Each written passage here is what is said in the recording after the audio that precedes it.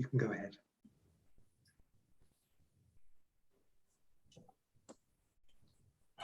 Whenever you're ready, Maureen.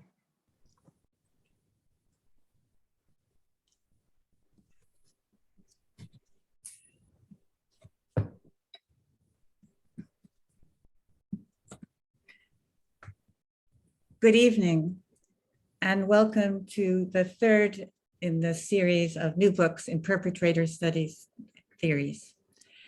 And we're really excited to bring together two books that, in my opinion, speak to each other. Let me first introduce Pam Steiner, who is currently a senior fellow at the FXB Center for Health and Human Rights at Harvard School of Public Health. She's also a practicing psychotherapist and a facilitator of conflict resolution processes. Her fascinating and meticulously researched book, Collective Trauma and the Armenian Genocide, brings together three disciplines: conflict resolution, trauma psychology, and history.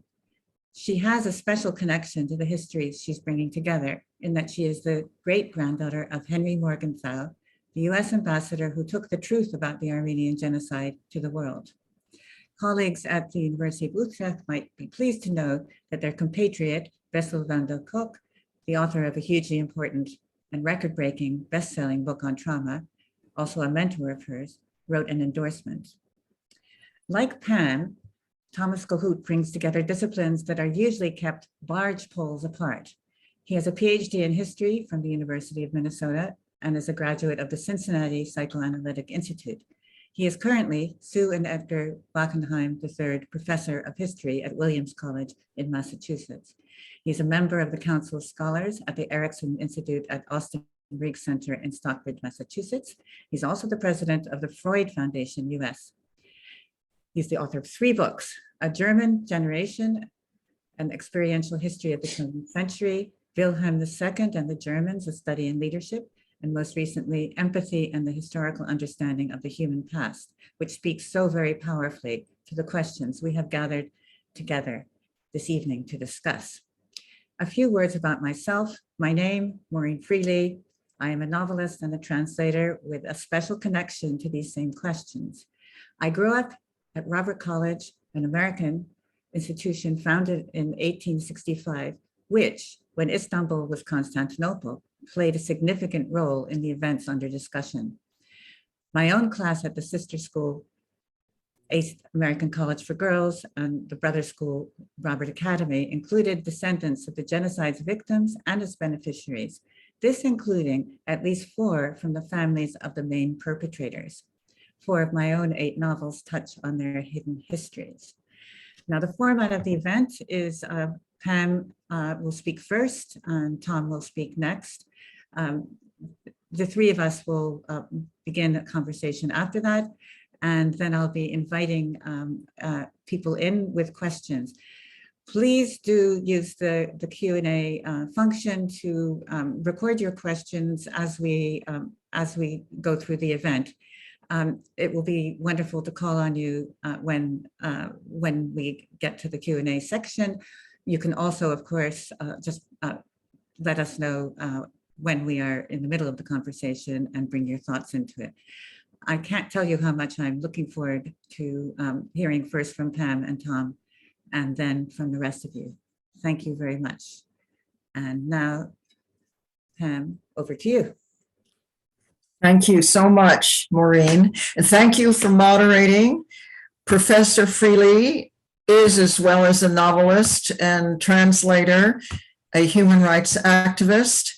And as she mentioned, she's working on her 8th novel, which is about 3 generations of Armenians.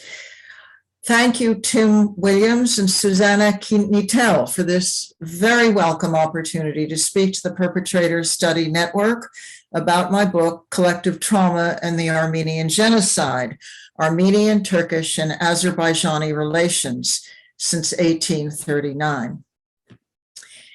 The historian Barbara Tuchman wrote that all good history is psychohistory. I'm privileged that the psychohistorian Thomas Kohut is our discussant.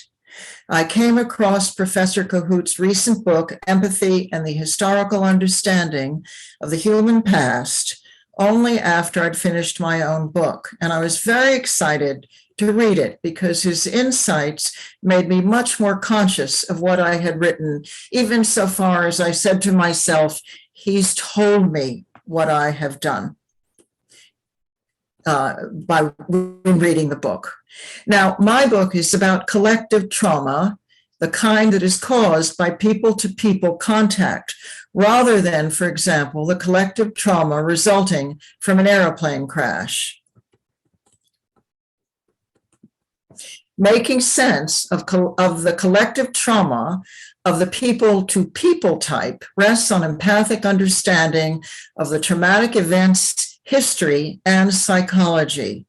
Empathy is as central to my book's method as it is in my conflict resolution work. Professor Kohut is also psychoanalytically educated and trained, as Maureen said, and all Western psychologies, in my opinion, including trauma psychology, owe so much to the psychoanalytic corpus. So I am very eager to hear his thoughts. Slide, please. And now the slide, is the slide up? I can't see. Okay, great. This slide shows my book's table of contents, and the chapters that I've highlighted in red are focused on perpetrators. I will talk about the role of trauma in the lives of the 5 primary perpetrators of the Armenian Genocide in a few minutes. But first, I'd like to explain my book's purpose and perspective, and a bit about my understanding and use of the concept and word empathy in its relationship to perpetrators. I wrote the book as both a trauma clinician and a facilitator of conflict resolution work. Most concisely stated, trauma is imposed power. My aim is to contribute in writing the book and generally to contribute to more effective conflict resolution processes by the additions of trauma psychology and trauma work, and through addressing at the same time power holders and the role of power. I see the core role of facilitators as aiming to help participants be empathically, emotionally, and intellectually understood by the other party, and to offer the same understanding to the other party as if they were in the other's shoes. This dynamic exchange makes attitude change likely. For years, many of us have facilitated conflict resolution meetings with Israelis and Palestinians and with Armenians and Turks. Our work has obviously not led to the resolution of these conflicts, but in the process, I came to deeply appreciate that the primary events in those conflicts constituted major traumas and left many people profoundly traumatized at the time and thereafter. As a clinician, I knew that traumatized individuals and peoples cannot function at their best. So I decided to write a book in which I would investigate how unprocessed trauma related to the lack of resolution of these conflicts and how empathic understanding of the human past relevant to those conflicts can help resolve them. Now, a capacity for empathy, mine or anyone's, does not in itself enable us to categorize events as traumas. Generally, we also need objective facts. Similarly, to know if people are traumatized, we need to know how being traumatized looks. Thus, to my book's chapters on the historical events that took place among Armenians, Turks, and Azerbaijanis, and that's parts 2 and 3 of my book, I brought my knowledge of trauma and what I both knew and imagined empathically, what I knew and imagined empathically of individuals and groups' subjective experience of those events, of their fears, humiliation, entitlement, pity, grief, rage, despair, excitement, betrayal, and hope. And one I wish I had a better name for. and that is the love of power above all else. To gain deep understanding, as Kohut points out, when historical documents do not say, or when live people may not know how they truly feel or will admit it, we need imagination. At present, facilitators of conflict resolution processes do not usually characterize whole parties to a conflict as perpetrators and victims. And that is our topic here, centrally. One reason is that many conflicts are understood in shades of gray, not black and white. But even when a situation is pretty much black and white, facilitators may not use that frame. Here's an explanation. It's just one. Given that facilitators aim to alter parties' understanding of their enemy and also of themselves, and short of there being a legal system that holds perpetrators accountable, if a facilitator labels a party a perpetrator, that party is then unlikely to participate in the conflict resolution process, obviously resulting, at least from that, in no attitudinal change. What may be most important about the use of empathy for facilitators and perhaps for historians is that in ordinary discourse, the word means not only deep understanding, but also sympathy, compassion, benevolence, if not forgiveness. Thus, if we facilitators mean empathic understanding, but do not mean compassion, benevolence, or forgiveness, we must clarify. I'll now speak about the 5 main perpetrators of the Armenian Genocide. Recent studies link adverse childhood experiences with later violence and political extremism, both left and right. However, few of those individuals who were hurt early in life become génocidiers. As I researched the lives of the 5 perpetrators of the Armenian Genocide, I found links between their traumatic experiences and the genocidal deeds they carried out on the Armenian people. Before World War I, prior to the Armenian Genocide, 4 of them had been frighteningly exposed to the headwinds that threatened the traumatic loss of their country, the Ottoman Empire, and the 5th one just as soon as the war began. And before the genocide began, just before that.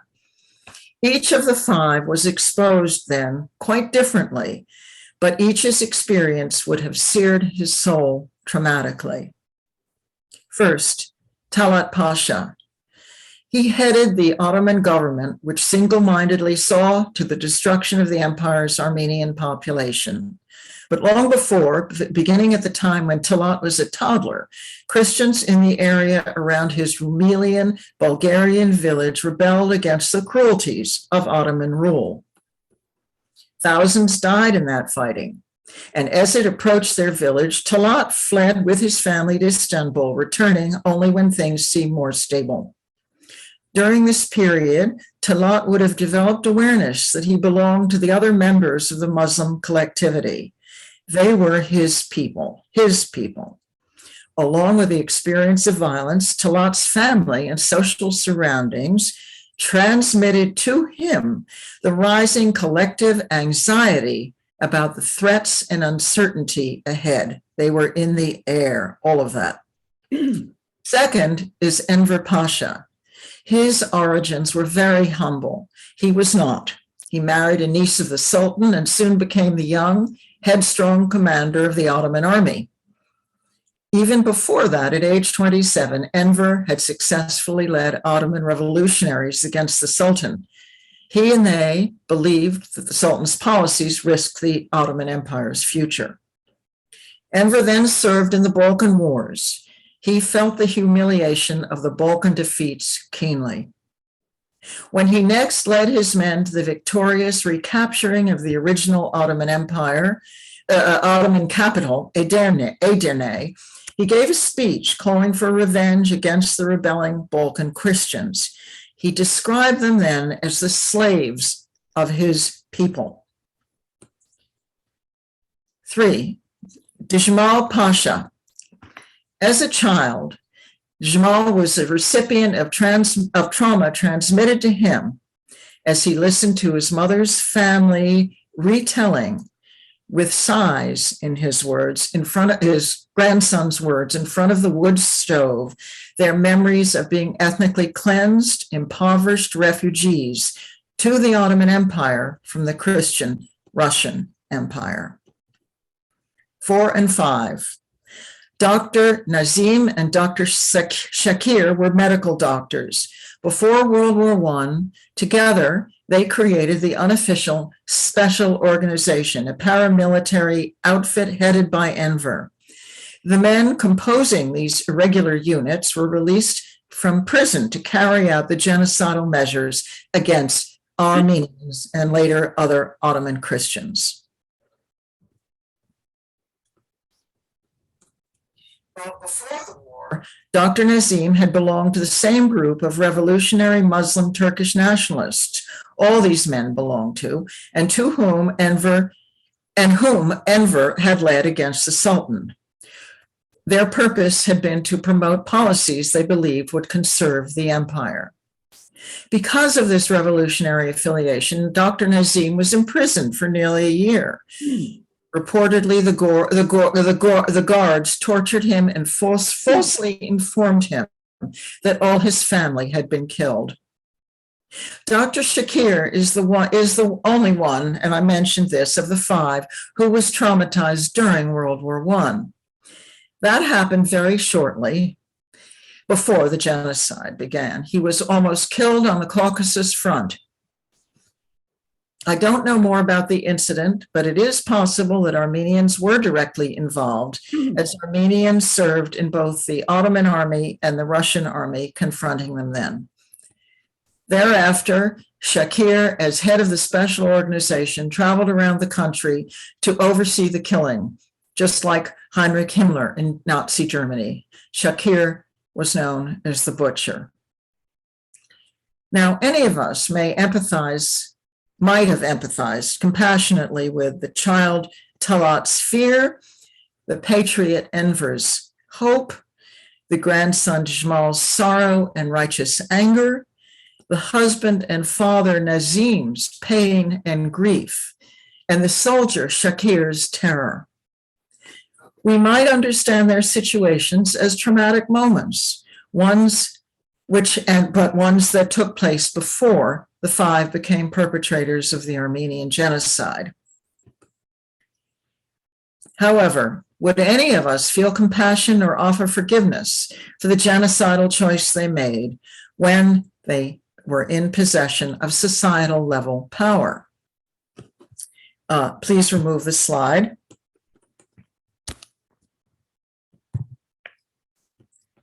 Trauma includes not just a single immediate event, but includes experiencing ongoing threats. If trauma is very much about power, being traumatized boils down to being overpowered or to being threatened with being overpowered in ways that endanger us. In the face of such threats, the brain of every one of us is hardwired, as we all know, to resist by automatic recourse to either fighting, fleeing, or freezing in that order of preference. These 5 men sought and attained their powerful positions to respond to the ongoing traumatic threat of the loss of the Ottoman Empire.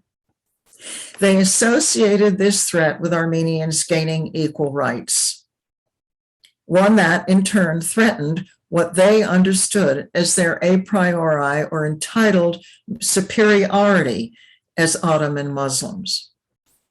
But what enabled them to use a genocidal fight revenge response against Armenians and other Muslims was the power they possessed and used in pursuing their country's continuing existence and their own superior status as Muslims. So that's their own superior status as Muslims.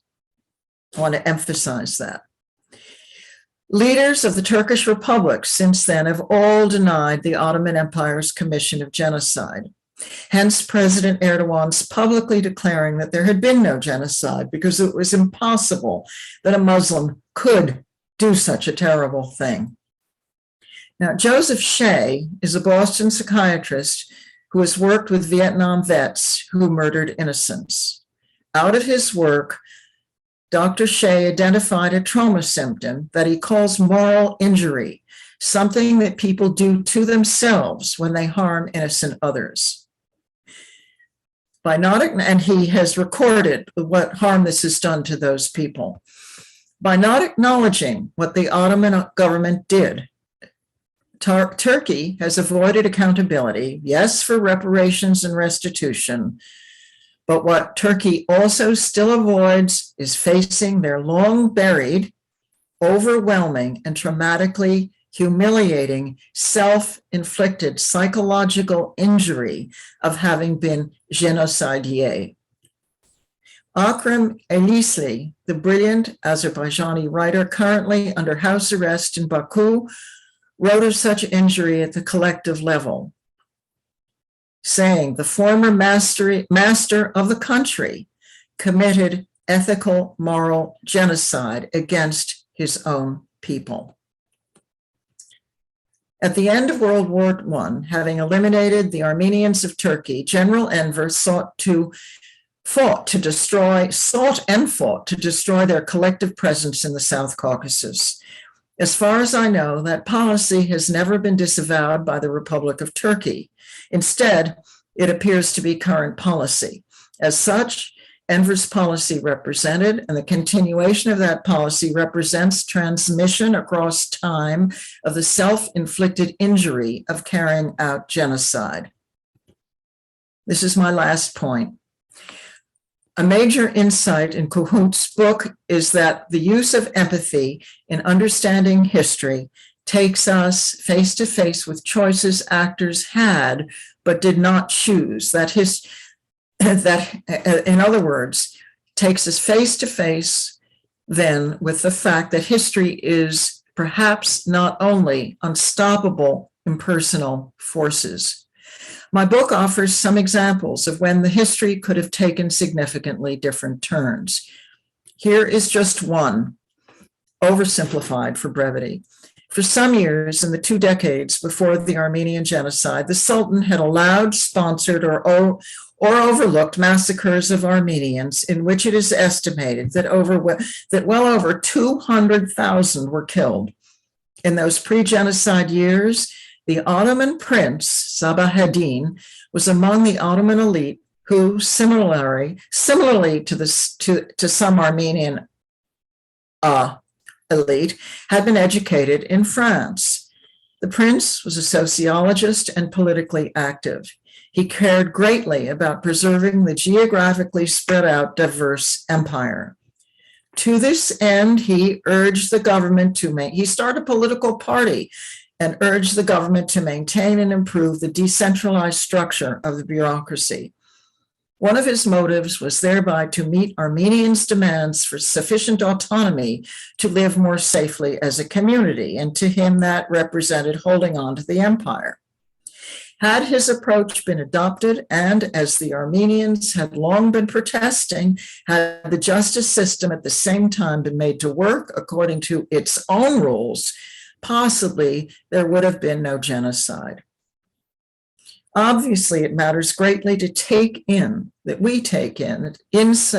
that such important choices existed and were put out there by plausible actors, that the better choices were not made and opportunities squandered. But I don't want to end there. I want to say something like, we cannot afford to allow our understanding of history to teach that ugly, growing trends are unstoppable impersonal forces. That if history teaches over and over again how much power matters, as it does, we must take a deeper look too and include in the teaching what happens when power matters more than making difficult choices that people had regarding basic fairness, enforcement, human decency, and nowadays science regarding climate and human psychology. And that, finally, are often conflicting desires and priorities, and their similar ones are always involved. My book goes into some tools we do have for making better decisions by taking collective trauma into account along with the other factors. I wrote the book in hope and will continue to work toward sensible resolutions to power struggles. Thank you very much.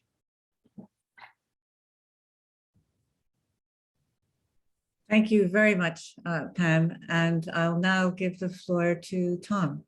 Okay. So thank you all very much for inviting me to participate in this event. I want to say a couple of things just before I begin my remarks. The first is Pam's book is incredibly rich, and listening without having read the book and just having listened to her speak just now, I think you would have no idea about how rich a book this actually is. And I think one of the nice things about what I will be saying is I think you'll get a fuller sense of what the book is about and how rich it actually is from what I have to say. The disappointing thing is I will have a few things to say about empathy, but it's really not that much about empathy. And I think the reason is I find it, hold on just a minute, I'm dealing with my view here. I'm just gonna, there we go, okay.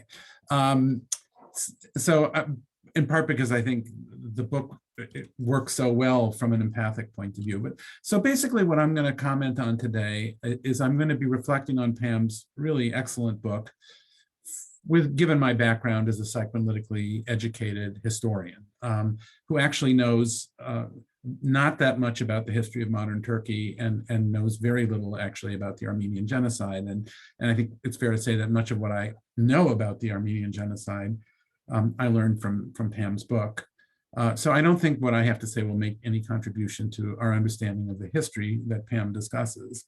And also because I'm basically an academic, I don't have much to say that is directly relevant to Pam's contribution to conflict resolution in this book, which I think is actually one of its most valuable and important aspects. And what Pam really does, as far as I can tell from as an outsider, so well is she brings her real world experiences as a therapist to bear on a historical topic, but then in turn, she brings her analysis of that historical topic to bear on real life trauma in people and in groups. So there's this kind of nice circularity here in Pam's work.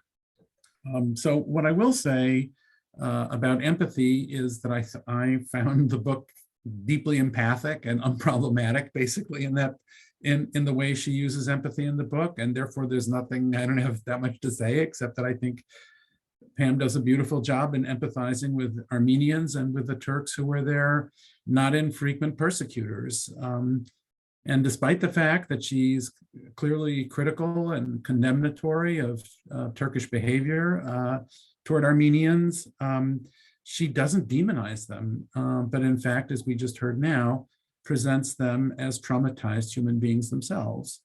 And the other thing that's really nice about the book is she doesn't present Armenians as just simply two-dimensional victims. They're human beings with agency and historical responsibility, and they're not just this, she breaks down, I guess I'm trying to say, this simple binary of the perpetrator and the victim to present us with human beings doing, in some cases, terrible things to one another or suffering terrible things at the hands of other people. So I think one of the things that I think is implicit in what I just said, and it relates to the kind of persistent, in my mind, completely false conflation of empathy and sympathy, is that Pam is able to separate out empathic understanding from historical judgment. So she's able, because she separates out those two operations, she's able to both empathically understand, but also to condemn, and does that in a really effective manner. So one thing I will say, it's concepts that I use in my own work on empathy.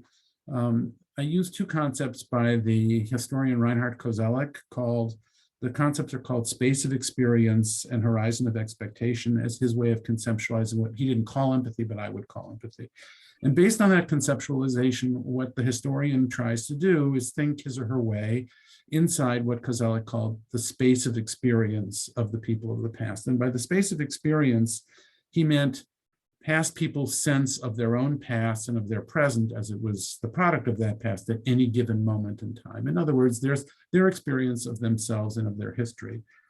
And The other concept that he uses is the horizon of expectation, and the empathizing historian, I would say, thinks his or her way into or reconstructs the horizon of expectation of past people. That is, their sense of what the future is going to bring, their hopes, their anxieties, their fears, but basically what they think is going to happen. And I think one of the things that comes through quite clearly in Pam's book is that not only can people be traumatized by their space of experience, in other words, their sense of their past, they can also be traumatized by their expectations for the future. That in effect, the expectation of trauma can in fact traumatize. And this seems to have been the case of the Young Turks, I think the CUP, that their expectation that the Ottoman Empire was about to collapse was a traumatic expectation for them. So you don't merely do unto others what has been done unto you and to your ancestors in the face of trauma. You also do unto others what you fear and anticipate will be done unto you and to your descendants. So there's a kind of it's sort of a backward-looking, but also kind of a forward-facing sense of possible traumatization. So I have a couple of responses to Pam as a historian. And the first thing I'd say is I think Pam has produced a really excellent work of psychological history. And I think one of the things she deals with especially well is one of the most difficult things, problems that people who engage in this kind of work face, which is how do you apply knowledge that you've gained in working with individuals or thinking about individuals or studying individuals? How do you apply that to groups of people? And in Pam's case, how do you apply our understanding of trauma in individuals to traumatized groups and traumatized groups and also traumatizing groups? And I think she does this really excellently and kind of almost effortlessly, and it's just really, really effective. The second thing that she does that is sort of goes without saying perhaps nowadays, but certainly didn't go without saying not that long ago, I would say, which is how powerfully history affects human beings psychologically. And I would not call myself a psychohistorian now, because psychohistory in its heyday in the 70s in particular was about the impact of the psyche on history. In other words, psychohistorians study great men mostly, sometimes great women, but mostly great men, in other words, leaders, political leaders, and try to show how their own personal psychological problems affected their political actions, and that those political actions had a powerful effect on the course of history. So that was a kind of old-fashioned psychohistory that I think we have now moved away from. And I think what I do, and I think increasingly historians of my who are interested in the use of psychology in history do, is not to talk about the impact of the psyche on history in the form of the actions of leaders, but more to talk about the impact of history on the psyche. That the fact that historical experiences change who we are, how we think about the world, how we behave, have just changed, in fact, I think, ourselves. And I think it's really obvious in the case of trauma, how powerful history's influence is, to the point, and this has been something that's been discussed in relation to the Holocaust, but it's clearly at play here as well, that the power of history plays itself out across generations, not just the people that experienced it originally, but their descendants experience it second and third hand as well. So I do have two critiques. I was debating about dropping the second one because it seems a little tangential, but maybe it's not as tangential. We can maybe talk about it in the question and answer period. But my first critique, I mentioned to Pam already, and that is, it is going back a little bit to the top-down question of, is history made from the top down or is history made from the bottom up? And particularly today in Pam's remarks, I think much less so in her book, she tended to focus on the leadership and the role of the leadership of the Turks, the CUP, in bringing the Armenian Genocide about. And I wondered in reading the book about the role played by Turkish people more generally in the genocide. So was the genocide simply the product of a relative handful of leaders who had been traumatized earlier in their lives, in other words, sort of Kozelek space of experience, or who feared the traumatic loss of the Ottoman Empire, Kozelek's horizon of expectation?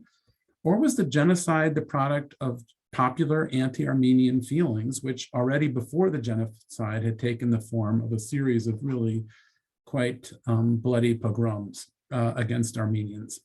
So were those pogroms precipitated by trauma, or did they have other sources? And if they were precipitated by traumas, what were those traumas? Or were they the same as the traumas that had affected the leadership of Turkey during that period? And one of the thoughts I had in reading Pam's book on this topic is it reminded me a little bit of Kristallnacht in Germany in 1938, where there was a kind of, yes, it was something clearly instigated by the Nazi leadership in response to the assassination of a German diplomat, but it also was carried out with enthusiasm and a certain amount of autonomy by, more or less, whatever that in phrase means, ordinary Germans.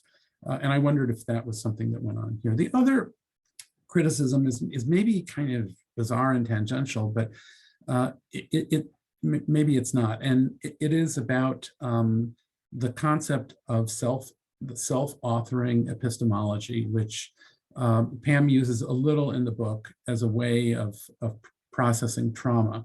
She makes use of this concept of self-authoring, which I gather comes from Robert Keegan. And if I understand the idea correctly, and I may not at all, the idea is that people need to move away from finding authorization for their ideas and actions in the community toward finding authorization for their ideas and actions in themselves, where we become, to quote Pam, our own inner authority, end quote. And I just, inner system of authority. And I just wondered whether that wasn't a kind of Western-centric view that tends to privilege the individual and individualism over the group in more communal life worlds. So I was wondering whether another way of thinking about this might be not to conceptualize a scale going from a co-constructed community-based epistemology to a self-authoring one, but rather to conceptualize a scale going from a more primitive co-constructed epistemology to a more mature and sophisticated one, and from a more primitive self-authoring epistemology to one more mature and sophisticated. That's just a thought, but it does reflect a little bit. Sorry, this was not part of the introduction. It does reflect a little, I think, the influence of my father, the psychoanalyst Heinz Kohut, and his work on narcissism, where he didn't see people needing to move so much from narcissism to object love, loving themselves to loving other people, but saw them needing to move from more primitive to more mature forms of narcissism. And I guess what I'm trying to say is I think there can be a really quite constructive role that the community can play in processing trauma, and that there isn't necessarily something that, and that individuals actually can, in quite primitive ways, fail to process trauma, so that not to privilege the individual necessarily over the group. So there's that, and I noticed like one of the people on the Zoom is Sharon Krikorian, who's from Austin Riggs, or now retired from Austin Riggs, and she can talk about this better than I can. But I thought that Pam's characterization of trauma draws very heavily on the psychoanalytic concept of fixation, and also the related concept of repetition compulsion. And fixations for Freud were points of developmental arrest in early childhood that affected the individual throughout the course of their lives, long after the original childhood trauma, which often, for Freud at least, occurred very early in life. And in fact, Freud also considered fixation in relation to trauma in early life. And that led, this early trauma in life led to the subsequent compulsion to repeat the same patterns of response that had characterized the individual's original response to the traumatic experience, to repeat those in a twisted attempt at mastery. So the first time something happened, you had this fixation point, you developed strategies for dealing with it, and then you repeated those strategies again and again and again over the course of your life, particularly when you encountered situations that seemed very similar or even identical to the original traumatic point of fixation. So in a way, and this is something that Pam brings up really strongly and effectively in her book, past and present come together in such a way that they are experienced as indistinguishable for the traumatized person. And Pam does a really, as I mentioned earlier, lovely job of bringing this account of fixation, not just to traumatized individuals, but to traumatized groups as well. And she writes about, quote, frozen or static and repetitive ethnic conflicts. And she writes how collective trauma makes groups of people, quotes, destructively captive to the past. So rather than integrating traumatic loss, grief, or injury into their experience, the traumatic loss, grief, or injury remains an enduring, unprocessed, debilitating, and potentially destructive and self-destructive presence in the life of the person and in the life of the group, based on Pam's book. So the response, the repetition of the responses to the original traumatic event may be an attempt at mastery, or maybe an attempt, in Pam's words, to correct or change history, but she reminds us, quotes, repetitions re-traumatize, unquotes. And transitioning to my final point and quoting Pam, quotes, processing trauma unconsciously in such repetition can be replaced by conscious processing, thereby, end quotes, thereby enabling its integration, quotes, into our personal narrative about who we are and what and want to be. And this is my final comment, that I think that given what Pam writes in her book, I'm not sure that we should use the language of health to characterize the process of trauma, despite the fact that the word trauma, as I learned from Pam, means wound in Greek. It doesn't seem really, based on Pam's book, that trauma can ever be, quote unquote, healed, or maybe even exactly overcome. Yeah. Rather than healing trauma, it seems more productive, based on Pam's book, to try to integrate trauma into our experience and understanding. And it seems like, which is very nice for me, it seems like history is essential to that process of integration. So what historical work can do is loosen the fixation on the original traumatizing event, kind of that is frozen in the past, and sort of work to unfreeze it, allowing it to be integrated into our sense of past, present, and future. So writing its history demystifies trauma, reducing it to manageable human proportions. And the way to process trauma then, for the traumatized individual and the traumatized group, is for both to become, in effect, historians of their own traumatic pasts.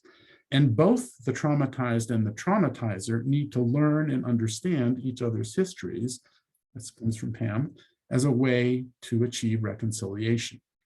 So Pam's book, it seems to me, is about the importance of history, in both senses of that word, of history as the past and as history as our account of the past, of history as lived and as history as written. So the book clearly and powerfully demonstrates the power of history in the first sense, that is, the power of past traumas and their profound influence on people over generations. But the book also demonstrates the power of history in the second sense, that is, the power of historical understanding as a way to process historical trauma by integrating it into our history and into ourselves. Thank you.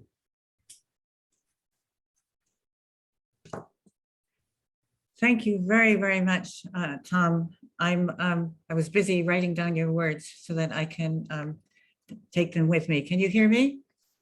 Yeah, okay. So the importance of history as our way of understanding our own traumatic past, the chance to use history to understand where we've been and where we come to integrate. Absolutely brilliant. I'd like to take the two of you back to one of your more challenging comments, Tom, and that is the focus on leadership and the question as to whether there were other things going on, that it was not just down to the leaders. And you use the example of Kristallnacht as a way of saying these things can be orchestrated by people at the top, but other things are happening too. Over to you, Pam. What's your answer to this? Well, I would say that, and I also want to thank my research assistant, because Tom mentioned that he had presented that question to me earlier, which he did. And I talked to my research assistant who's on here today about it. And he says that the research in this area the answer to the very important question, it needs a lot more research.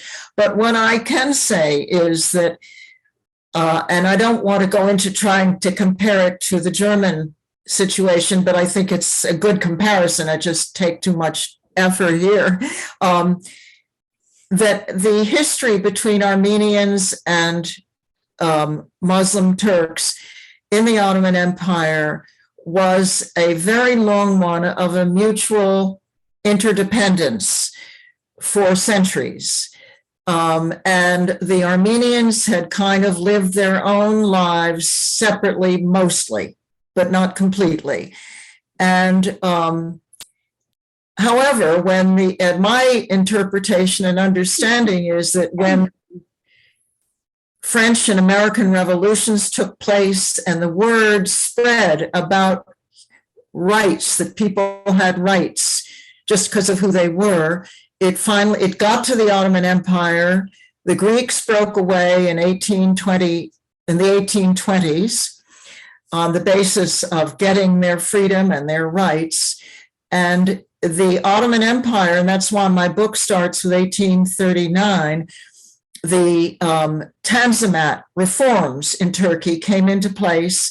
And with that came the understanding by Armenians that they had some rights. And they happened to be far more educated and somewhat more wealthy, class by class, than their Ottoman counterparts at all levels.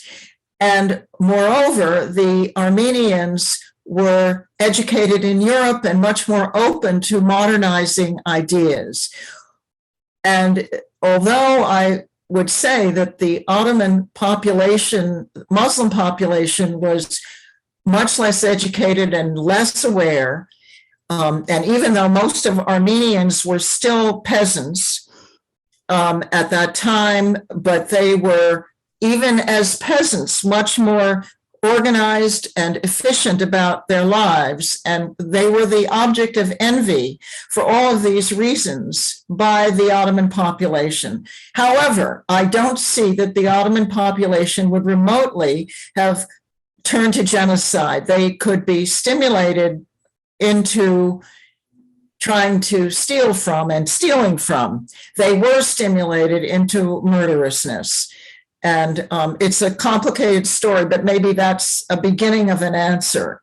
And there's a fine article by the American historian Margaret Lavinia Anderson, which goes into in some detail about exactly how much the Sultan himself promoted the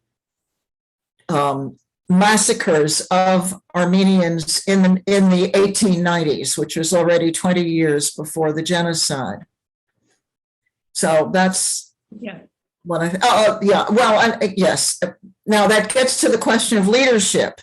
I just want to say one other thing. It's a huge and terribly important issue, and it links to your other big point, Tom, which is that I never ever want to forget what Stanley Milgram found, which is that most human beings do not think they're ever going to try to kill someone else in cold blood, sitting in front of doing a psychological experiment on obedience. But the vast majority of subjects in the Milgram experiment were willing to go to the place of killing people that they were administering, they thought, electric shocks to. So that tells us a great deal. Now, the point about, and I agree, I certainly think, of course, I don't mean to privilege morally in a holistic sense the influence of a community versus an individual or individuals. But the research that I am aware of shows that human beings have an unconscious, most adult human beings have, and more than do not, have an unconscious loyalty to their large group identity, to that group representative.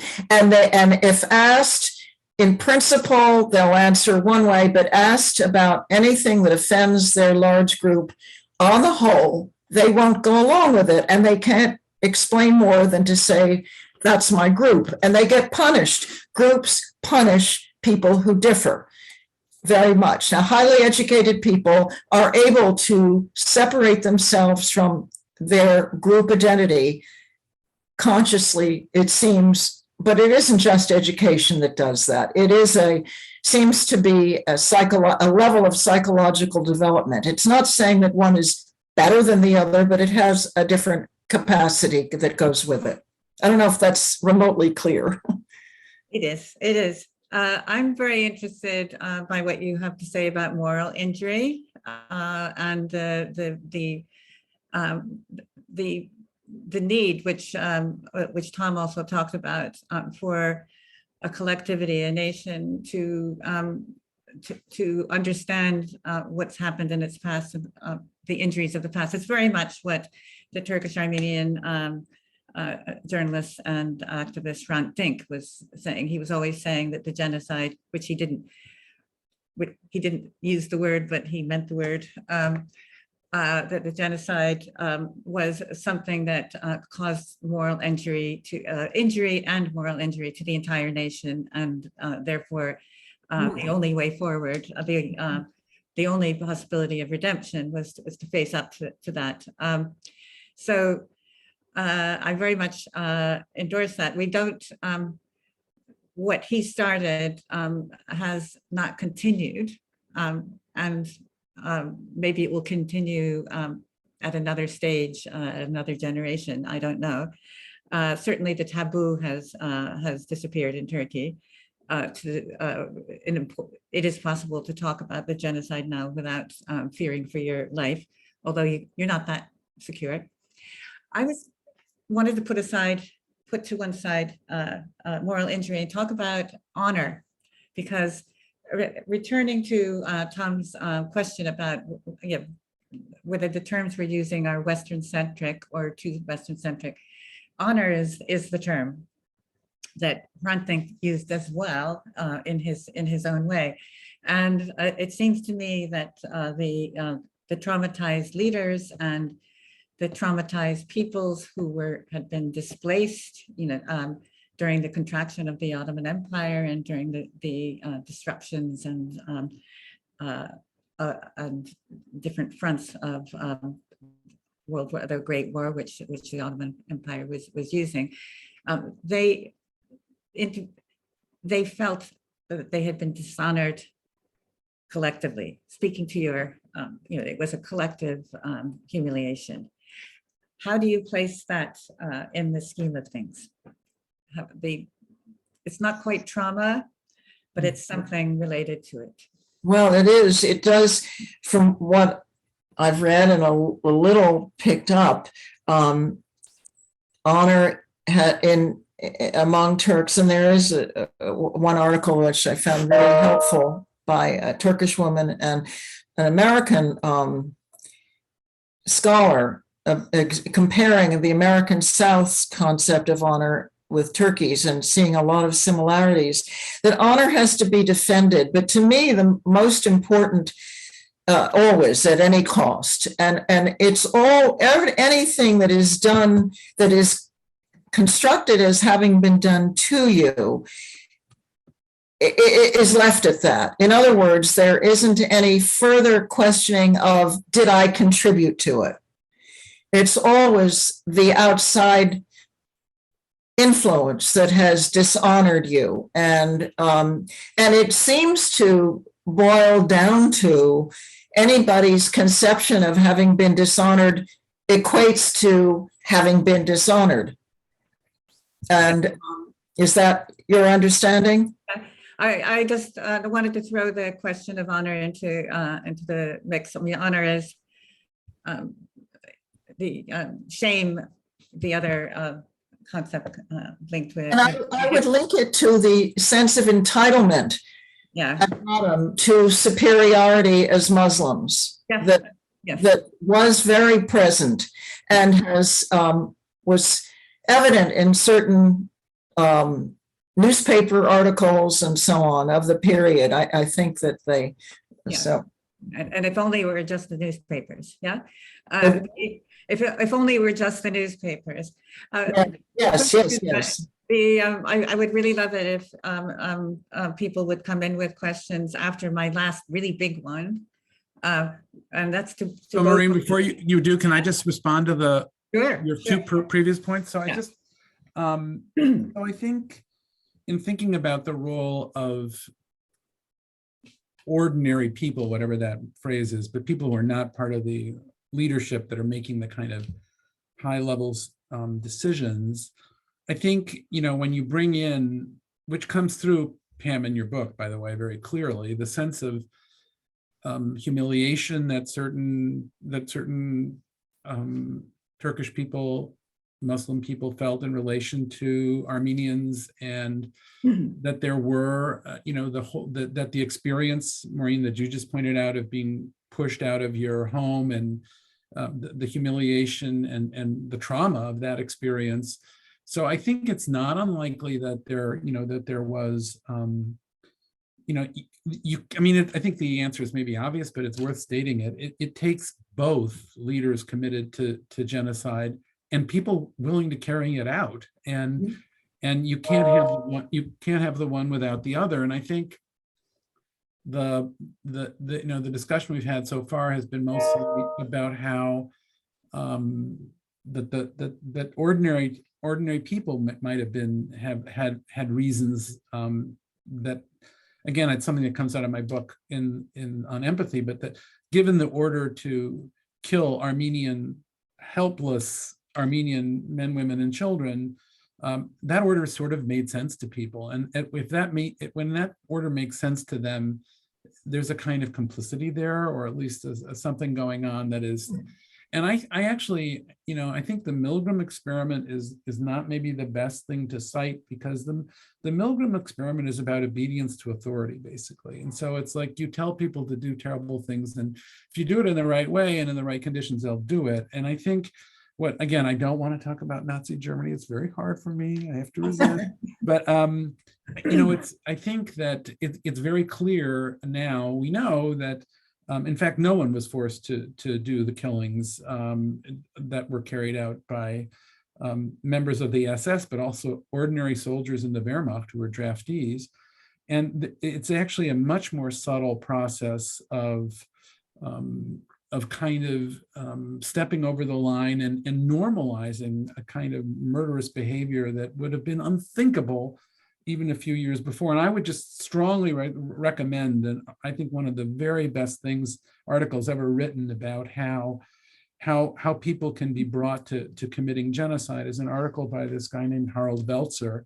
I use it in my class. I just got the syllabus set. It's called On Killing and Morality. I highly recommend it because it shows how people can normalize racism, normalize hatred of other people, how it seems like the way of the world, and then can be brought step by step by step, or bring themselves actually step by step by step to the point that they're able to kill helpless people. So it's really interesting. Sorry. No, it's really true. And for years in the East, particularly, the Kurds have been stealing from Armenians, kidnapping daughters, and killing people on, and it was well normalized, and the courts behaved terribly. So enough. Yes, it was set up. It was there. You're right. It was there, but the whole question of the Kurds is complex itself. So, for example, during the 1915 genocide, one group of Kurds that had been responsible for massacres before then, because of their own dealings with Constantinople at that time, were actually helping to rescue. So it's all very, they had very difficult relations with the empire themselves. They were never fully tamed. But I wanted to go on to the big question, because I want you to solve this in just a few minutes, the half hour we have left, and it's to both of you. If history can become this really, really important tool for integration, and we know that textbooks, I'm just thinking about school books in Turkey, do not provide a very good beginning for this process. And the family stories that every Armenian friend I have has inherited from their forebears make it also, there's just so much pain, and it's so hard to open this up. And then there's the layers and layers of lies. How would each of you rewrite the school books? How would you create spaces for people to discuss the history, understanding the history? So I think, shall I pick on Tom first? Yeah, okay. Thanks a lot.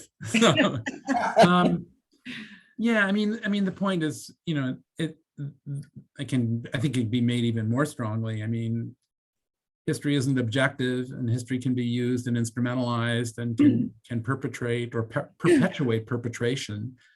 And I think all the time history is being rewritten in ways that doesn't make things better, but make things worse. And there is no objective history. But I think what I guess I would say, and I think, on some level, I it's in the beginning. I mean, everything's in Pam's book. It was about, as soon as if you say the word genocide, then, certain people stop listening. And if you don't say the word genocide, then certain people stop listening. So it's really, I think it would be really helpful to write history that is empathic. I'm sorry to say it. History that is very much about human beings, that isn't about labeling, that isn't where the condemnation is separated out from the understanding. I think it's absolutely possible to understand how people could do terrible things to other people and still be very critical of it. But I think maybe both are necessary. But I think it sounds like to me that in the history of the persecution of Armenian people by Turkish people, I think it's really important to take an empathic approach to both, and to transform this transform the actors from perpetrators and victims into three-dimensional people doing things to three-dimensional people, and make everybody a human being in the history that's being told. And that's easy to say, but it's very hard to do. So I think, the question is a great one, because, in a sense, saying that history is the solution is kind of empty, because it really means what kind of history, and can anyone actually write it? And I think that's really a tough question. And Pam talks in her book about two people, one of whom is an Armenian who writes about Turkish people, and one's a Turk. An attempt to empathize with people that are thought of as other, who turn out actually to be not all that different from oneself.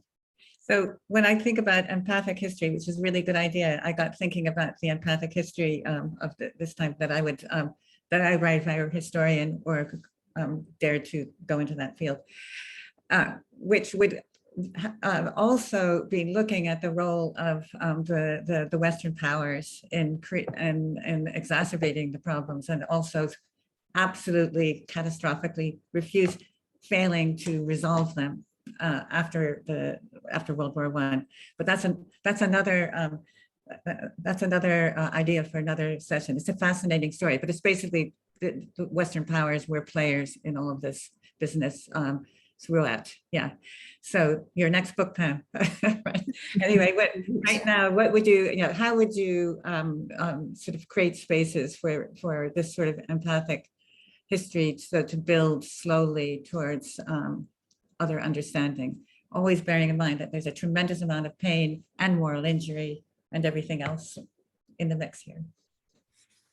Well, I expect people in the audience may have thoughts about that are better than mine. I just wanted to add one thing. I mean, in everything one wants to do to try to change things, one has to deal with the powers that are against it, the powers in whose interest it is to keep the status quo and act as if it isn't so bad, and let's compromise more again and again, until of course there's no climate left at all. So I don't know, and I just, it's when people with power and influence don't speak up, although they disagree. Even in the Ottoman Empire before the genocide, I name two other besides the prince who had far better ideas. And I don't know how they quite sunk out of sight, but they did. Okay. They were prominent, and I checked, they survived well into the 1940s or something. So. Okay. Well, that's really good idea. We have a question from the audience. Yes. Anissa, would you like to come forward? Anissa, are you there? Yeah, I'm here. Forgive me, my camera is not working. So I wrote in the message, but I'm very curious. You speak a lot about the role of leaders in instigating genocide. When we think now about attempting to heal from the trauma of genocide, a collective trauma that is felt by the descendants of both victims and perpetrators, what space and what role would you assign to leadership on a political and societal level? Excellent question. I'm glad I don't have to answer it.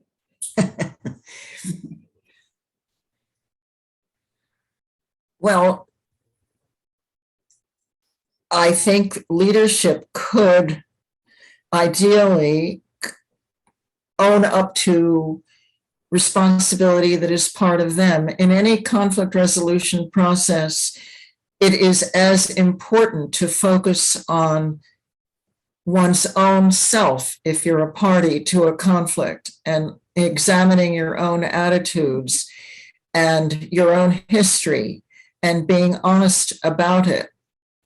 And the only example we have in this world are Germans who were forced initially to own up to the Holocaust during the trials, and then slowly came much closer to coming to terms with it.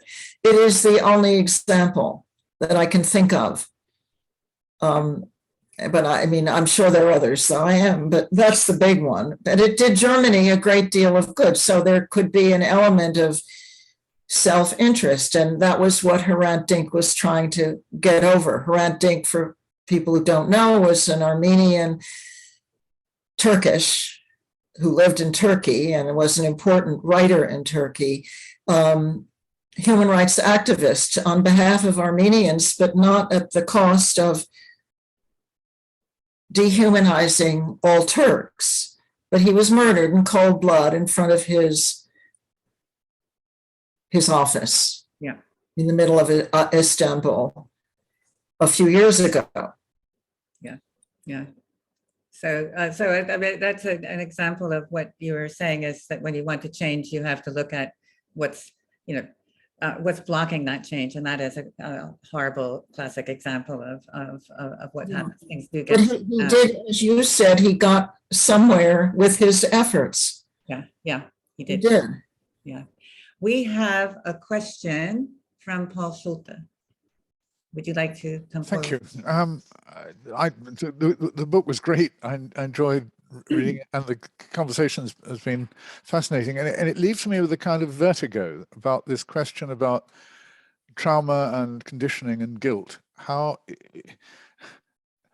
people in the past did monstrous things. Some people are still doing it. And we can say that's happened because they were conditioned. But the things they did were still monstrous. How do we reach conclusions about the relative guilt of, I don't know, Confederate slave owners, which takes us immediately into the question of guilt and slavery. And I don't particularly want to go down that rabbit hole. But is there an idea that some people should be judged because they didn't have enough trauma or conditioning to justify the violence that they committed, that, you know, they murdered too many in comparison to the difficulties of their own lives? How do we reach relative conclusions about the awfulness of people in other societies and other times? Are we entitled to, but can we refrain? So again, that's a question for each of you. And this time I'll pick on you first, Pam. Well, Pam had, I think Thomas said, Pam was particularly good on this question of where moral judgment comes in after the psychologizing. So I'd be interested in that, but I'm from both. Okay, Thomas, you got the short straw. Go on. Tom, would you like to speak? Me? Yes. Okay, yes. so I mean, Paul, when you were speaking, I kind of associated to something that was connected with what you were saying, but I'm not, so what I have to say is I'm not sure exactly relevant to what your question was, but you brought in slave owners, and I think what it made me think of, and it's an issue that we in the United States right now, and particularly in American universities and colleges, it's very, very acute. I mean, what is the role of guilt or responsibility that the descendants of the slave owners had? And, you know,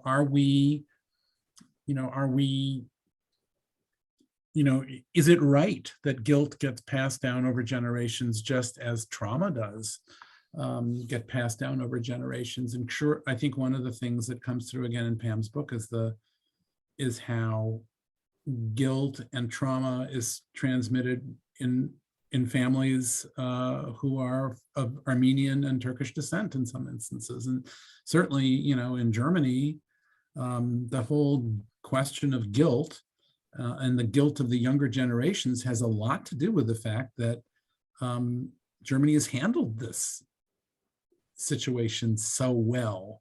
So I'm not sure, again, I may not have fully listened or heard what you were saying, because as soon as you started talking about the slave owners, I began to think about that this is, you know, this issue is so alive right now with Black Lives Matter in the United States and in other things.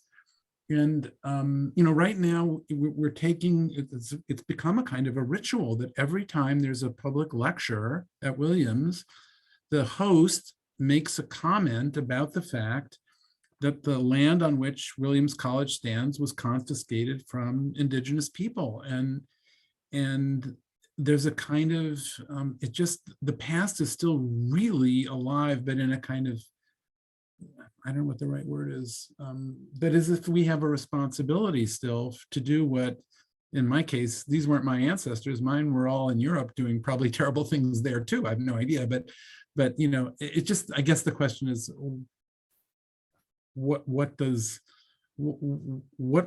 how long, what about historical guilt, I guess? What about historical guilt? Guilt, yeah. Guilt is a difficult, it's a very charged word. We have another question. So Dalita, would you like to speak your question?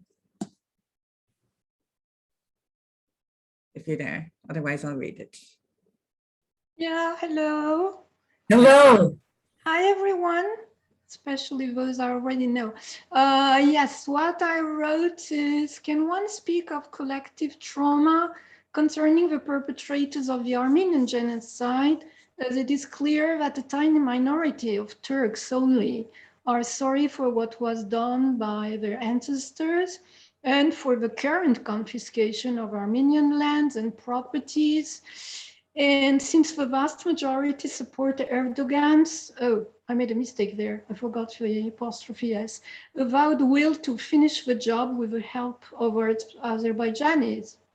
Well, it is clear that the genocide is not completely over. Turkish school children have to write denialist essays or justify the genocide, supposing that something happened in 1915. And they don't have to watch footage and photos of corpses as the German people my age were forced to do when they were kids. So, well, that was my question. Well, these are important things to bring up, and I'm afraid, Pam, it's to you. Well, I didn't get the question in it.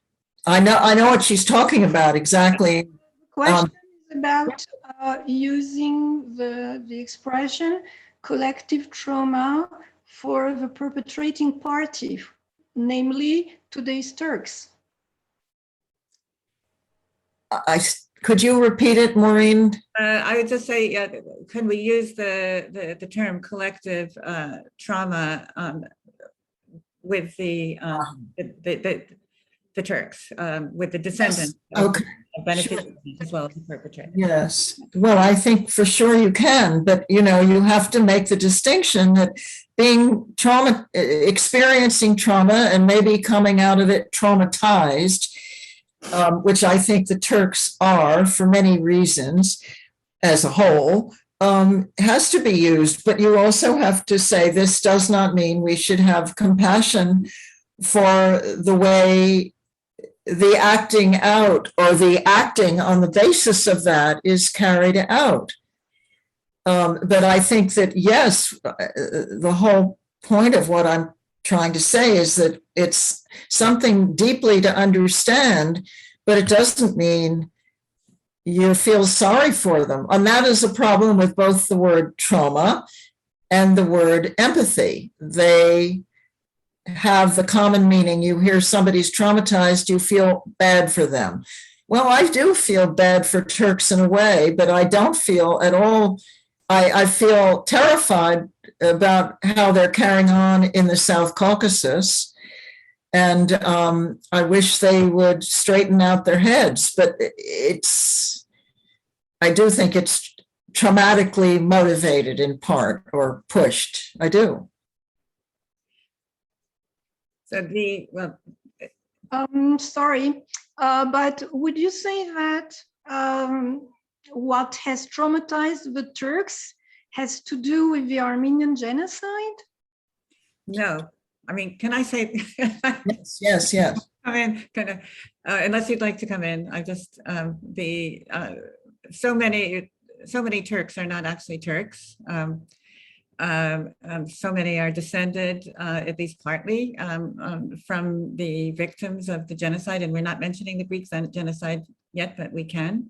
And it is an authoritarian state in which there's very little power over what gets taught in schools. So there's lots and lots, but I completely agree with you that the genocide go on. In my view of that part of the world is that the Great War never ended. The First World War is still going on, and the consequences. So as Tom said, the past is in the present. We're living it viscerally, and the question of responsibility is huge for the descendants. Anyway, I'll stop talking. Over to you, Pam. Well, to go back to try to link something we were just talking about and what Dalita brought up,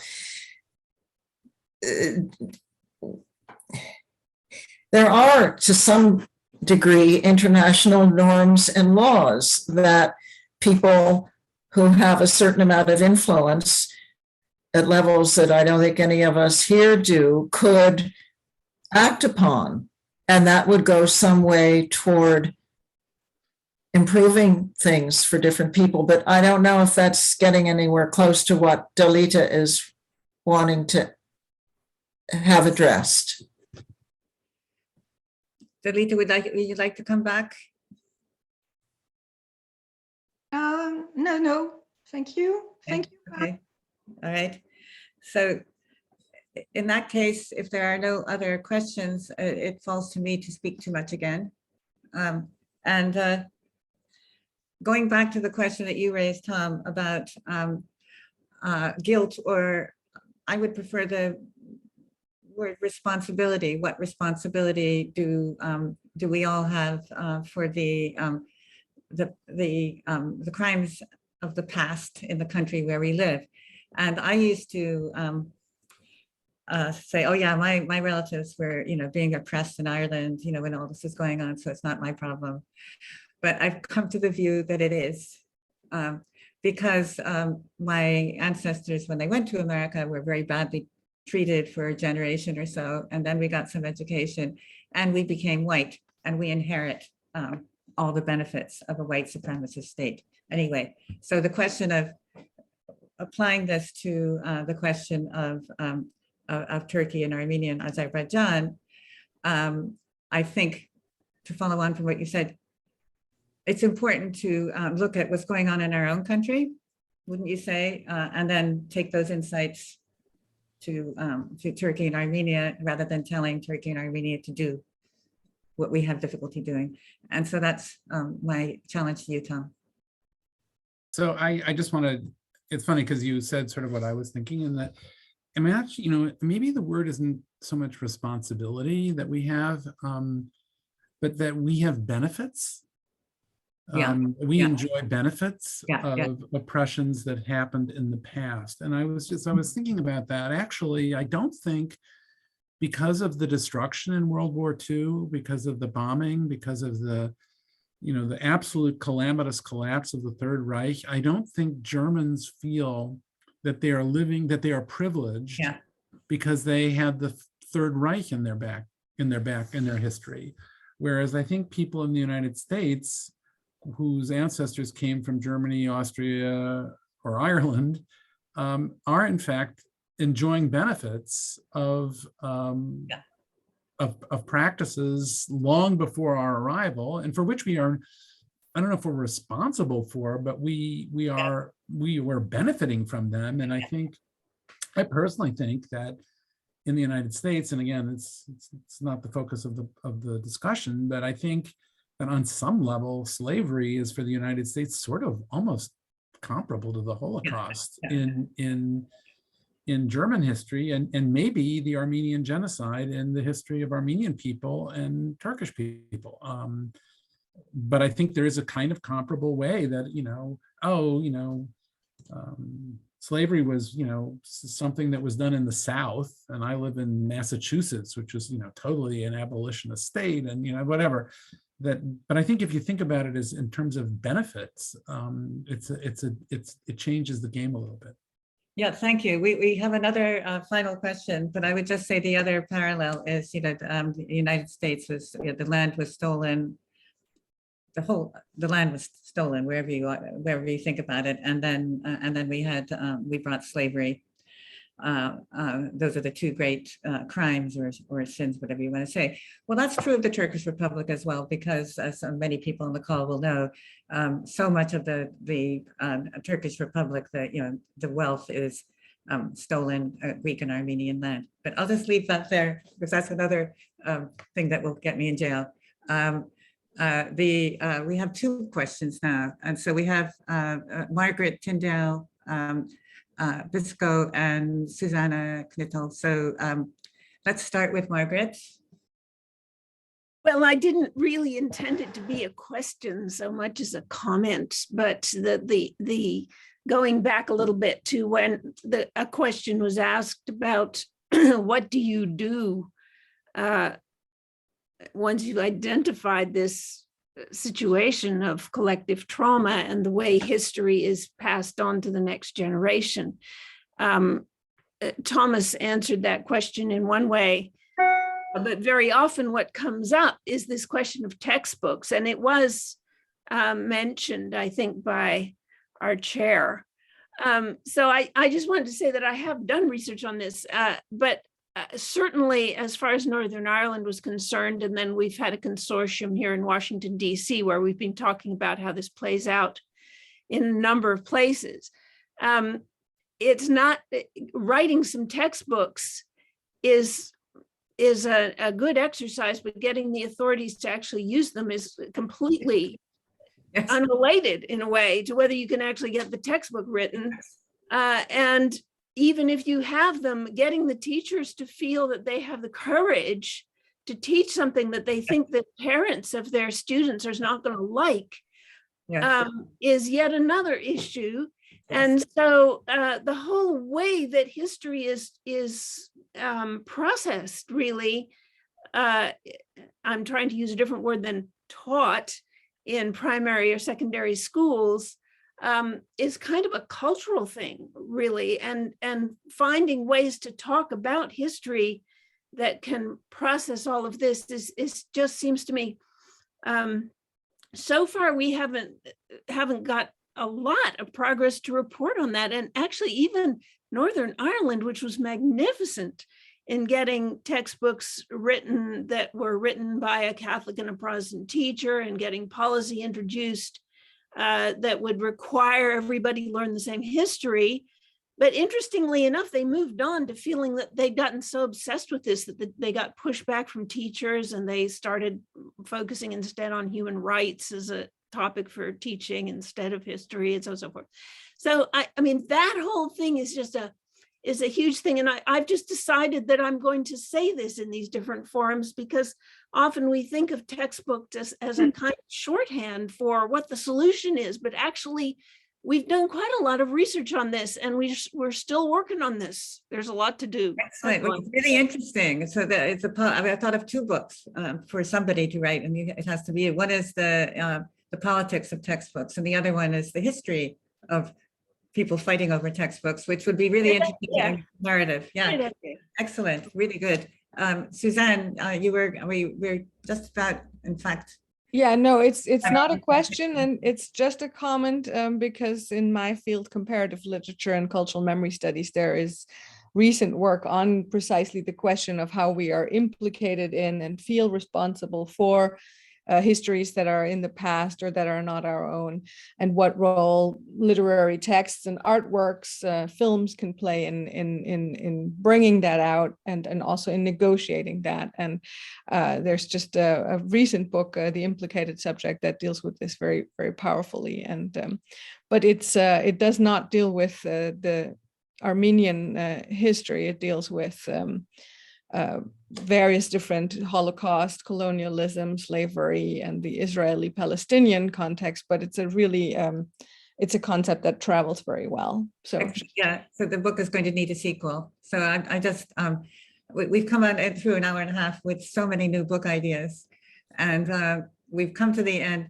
I want to thank you for helping us organize this, and Tim, and special extra thanks to Pam Steiner for her brilliant book and her wonderful contribution today, and also to Tom Kohut, who's going to change the face of history, aren't you?